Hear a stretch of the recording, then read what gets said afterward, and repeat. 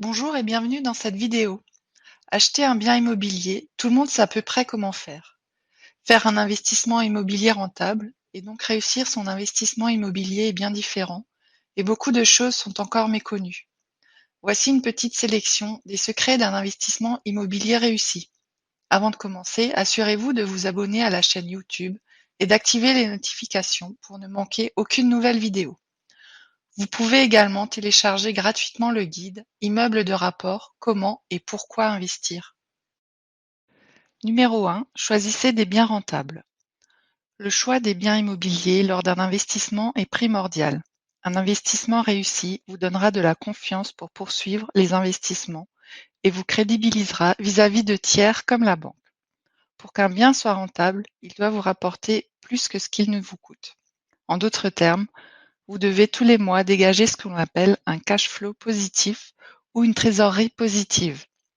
Le principe est simple, les loyers que vous percevez doivent couvrir vos mensualités de remboursement du crédit, vos différentes charges comme les assurances, les charges de copropriété, les frais de gestion, etc. et la fiscalité comme la taxe foncière et les impôts sur le revenu. Une fois tout cela payé, il vous reste quelques dizaines, centaines ou milliers d'euros. C'est ce qu'on appelle un cash flow positif et c'est comme cela que vous devez choisir vos biens immobiliers rentables. Numéro 2. Entourez-vous des bonnes personnes pour réaliser un investissement immobilier rentable. Lors de l'investissement immobilier, de nombreuses personnes vont être néfastes pour nos projets et la plupart du temps ce sont nos proches. Ils ne comprennent pas notre choix de vouloir faire différemment des autres, pensent que c'est trop risqué, que si c'était simple, tout le monde le ferait. Ça part en général d'une bonne intention, celle de nous protéger, mais elle peut se montrer nocive pour notre confiance et notre motivation. De même, on est confronté à différents interlocuteurs, comme les agents immobiliers, les banques, les notaires, les artisans, les experts comptables. Comme partout, tous ne sont pas forcément bons et il faut réussir à se constituer une équipe de confiance sur laquelle vous pouvez compter afin de dénicher des opportunités avant tout le monde et être sûr d'être financé. Numéro 3. Utilisez l'argent des autres. Ne sortez pas d'argent de votre poche pour vos investissements immobiliers. Si vous devez parfois participer au financement de vos biens avec un apport, privilégiez toujours les banques qui financent la totalité de votre investissement. Cela comprend le prix d'achat, les frais d'agence, les honoraires de notaire, les travaux. Utiliser l'argent des autres ne veut pas dire les voler. Ils ne seront pas moins riches ou plus pauvres parce que vous utilisez leur argent. Utilisez l'argent que la banque vous prête pour bénéficier au maximum de l'effet de levier et remboursez-la avec les loyers que vous payent vos locataires. Numéro 4. Étudiez la région dans laquelle vous investissez.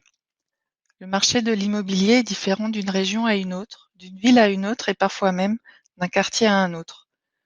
Pour maximiser vos chances de réussite, découpez les villes en secteurs en privilégiant certains biens plutôt que d'autres en fonction de caractéristiques de chacun. Ainsi, vous vous rendrez compte qu'il est préférable d'acheter une petite surface pour la louer à des étudiants ou plutôt vous tourner vers de la colocation. Il est également possible que votre région soit parfaite pour de la location saisonnière, du fait de son climat, de la montagne ou de la mer à proximité, ou de l'intérêt culturel qu'elle présente. Sortez également de la région dans laquelle vous habitez si les biens du coin sont trop chers pour vous. Il n'y a pas que dans les très grosses villes que l'on peut louer un bien immobilier. Il y a des gens partout en France. Il suffit de bien étudier une région et de répondre à une demande locative en apportant un bien décent et en bon état. Numéro 5. Passez à l'action et réalisez un investissement immobilier rentable. Une fois votre secteur bien étudié, vos locataires ciblés, vos calculs effectués et votre bien trouvé, passez à l'action et foncez. On a toujours un peu peur de faire une erreur, sachant que celle-ci peut vite nous coûter cher, mais si on attend de tomber sur le bien parfait, on reste planté où on est et on n'avance pas. Pas besoin de revoir encore et encore tous vos paramètres. Lancez-vous, sinon vous passerez à côté de toutes les bonnes opportunités qui se présenteront à vous en attendant l'opportunité parfaite qui ne viendra jamais. Un bien rentable sur le papier ne restera rentable que sur le papier si vous ne vous lancez pas ou si vous hésitez trop. Tout le monde a peur, surtout au moment où il faut signer, où il faut s'engager, même un investisseur chevronné. À chaque fois qu'il passera devant le notaire, il ne pourra pas s'empêcher de se demander s'il a pensé à tout et si son investissement est vraiment rentable comme sur ses calculs. On ne peut pas tout prévoir et c'est ce qui peut faire peur. Même en ayant vu un maximum de scénarios, il y a toujours quelque chose qui nous a échappé. L'essentiel, c'est que le plus important ait été abordé et soit maîtrisé. Après, il ne vous reste plus qu'à vous lancer. Numéro 6. Optimiser ou corriger. Vous avez fait une erreur. Vous pensez que vous pouvez améliorer la rentabilité de votre bien. Il n'est jamais trop tard pour corriger certains points qui ne fonctionnent pas parfaitement ou pour optimiser la rentabilité de votre bien si vous pensez qu'elle peut être encore meilleure. Vous avez une petite surface que vous louez mal. Attendez que le locataire s'en aille ou proposez-lui de partir contre rémunération et louer en courte durée.